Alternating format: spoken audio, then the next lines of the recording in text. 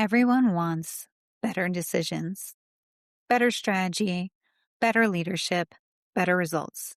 But almost nobody is paying attention to the one thing that creates all of them: observation. Over 20 years in corporate leadership, I've realized I wasn't promoted because I always had the smartest answer in the room. I was promoted because I saw patterns other people missed.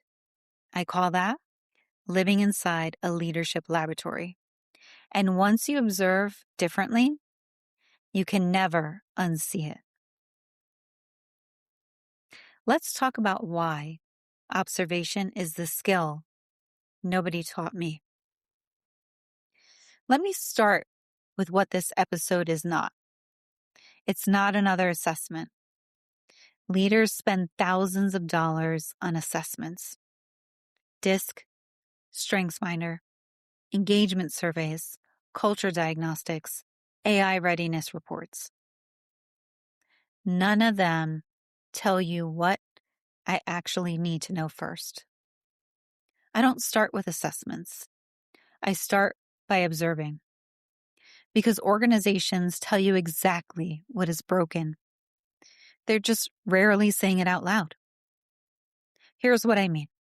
You don't need a survey to tell you something is wrong on your team.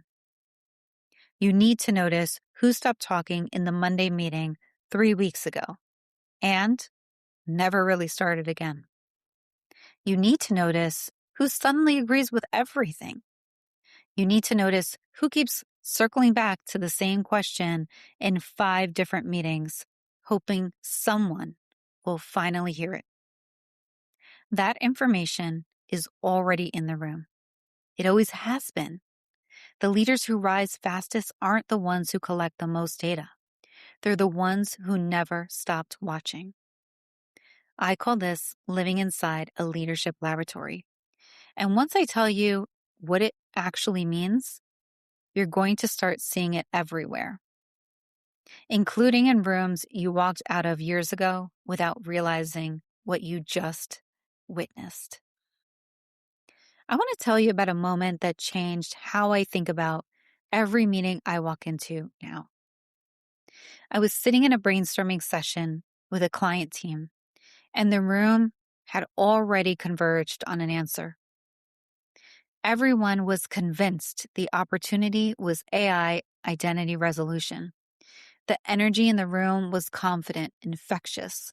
People were building on each other's ideas. It felt like momentum. But I spent years watching how this particular client actually made decisions. Not what they said, but what they actually did after meetings. And something didn't fit. I realized we were solving yesterday's problem. The client had already moved on. Everyone else in that room was looking at our capabilities, what we could build, what we were good at, what would showcase our team's strengths. I was observing the client's behavior, and the client's behavior was telling a completely different story than the client's stated priorities. I didn't have a better slide. I didn't have a smarter framework. What I did have was months of paying attention to a pattern nobody else in that room had been tracking because nobody else had been looking for it. And that's the moment I understood what I now call living in a leadership laboratory. I wasn't in a brainstorming meeting. I was in a laboratory, and the data had been accumulating for months. I just happened to be the one who'd been recording it in my mind. Every promotion I had, every Forbes article, every keynote, every coaching breakthrough with a client, none of them happened because I knew more than the people around me. They happened because I noticed something true that everyone else had felt but couldn't yet articulate. Let's talk about my listen framework and how to observe like a leader. This is where I want to give you something you can actually use.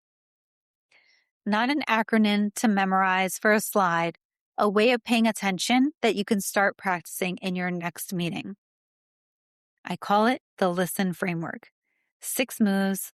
Let me walk you through each one with the stories behind them. L. Look beyond what people say. People tell you facts. Behavior tells you the truth. Who stopped speaking? Who suddenly became more agreeable? Who keeps asking the same question in every meeting, hoping someone will finally hear it? Who's quietly solving problems nobody even assigned to them? That's observation. And it's available to you right now in your very next meeting if you stop listening to only the words. I. Interpret patterns. One incident means nothing. 5 similar moments? That's leadership data. Your career is already full of evidence. Most leaders never organize it. They experience each moment as isolated.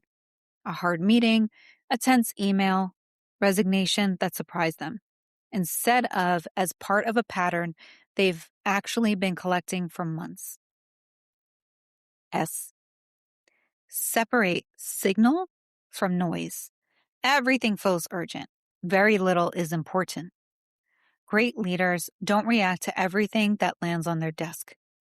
They recognize which moments are actually telling them something and which ones are just noise dressed up as urgency. T. Test your assumptions. This is something I say constantly in coaching because it's the move most leaders skip. Don't fall in love with your interpretation. Become curious enough to prove yourself wrong. The moment you're certain you know what a pattern means is exactly the moment you should go ask someone who might tell you you're missing something. E. Explore multiple perspectives. This is the move that changed the brainstorming story I just told you. The account team sees one thing. The creative team sees another. Executives see another, and clients see another. None of them are wrong. They're just incomplete. Your job isn't to find the right one view. It's to hold enough of them at once that the actual shape of what's happening starts to come into focus. N. Name what others haven't. This becomes your superpower. Every promotion, every Forbes article, every keynote, every coaching breakthrough, they didn't happen because I knew more than people around me. They happened because I articulated something everyone else felt but couldn't yet explain. That is leadership. I want to tie this directly into the AI conversation because it's exactly where this skill becomes a competitive advantage instead of a nice idea. AI sees data. Leaders see meaning. AI identifies patterns. Leaders decide which patterns matter. AI predicts. Leaders interpret. That distinction is becoming more valuable every single year, not less. The more your organization automates the collection of data, the more valuable it becomes to have someone in the room who can tell you what the data actually means for the people living inside it. AI will hand you the pattern. It will not tell you which pattern deserves your attention this week or what it costs the person sitting across from you in your one-on-one. That's not a job AI is coming for. That's the job that becomes more important the more AI takes over everything around it. Everyone says leaders need to become better decision makers. But I disagree. Decision making is the final 5%. Observation is the first 95. Bad observations create bad strategies. Bad strategies create bad decisions. By the time you're sitting in the decision, the outcome was mostly determined by what you noticed or failed to notice long before you ever got to the room. Most organizations don't have a decision problem. They have an observation problem.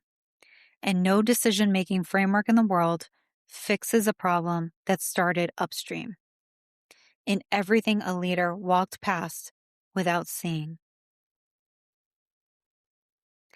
This week, don't run an audit. Become a scientist. Treat your workplace like a laboratory. Walk into every meeting this week asking yourself 4 questions. What surprised me? What repeated itself? Who changed their behavior? What wasn't said? Don't try to solve anything, just observe. Drop it in the comments around what you've noticed. You'll be amazed how much clarity appears before you ever make another decision. So, I've spent more than 20 years living inside what I now call a leadership laboratory. Every difficult boss, every client, every promotion, every failed meeting, every great leader, every frustrating one, every experience became data. The leaders who grow the fastest aren't collecting more information. They're collecting better observations. And when you learn to observe differently, your leadership changes before your title ever does.